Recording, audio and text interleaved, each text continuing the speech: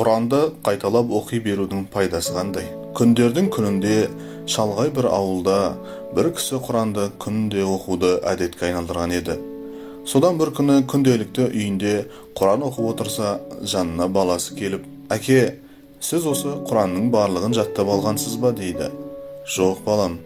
Онда оны күнде оқудың пайдасы қандай? Ақыры жаттап алмаған екенсіз» дейді. Мұндай сұрақты күтпеген әкесі Құранды жауып баласына қарап: «Ұлым, сарайдың ішінде кірге батқан түбі тесік әбден тозығы жеткен шелекті алып, анау тұрған өзеннің суын үйге толтырып алып кел.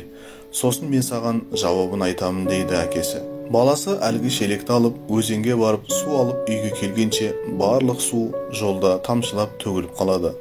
Бала мұндай әрекетті қанша қайталағанымен ештеңе шықпайды. Үйге шелекті сусыз алып келеді. Сосын ол әкесіне келіп: «Әке, бұлай болмайды.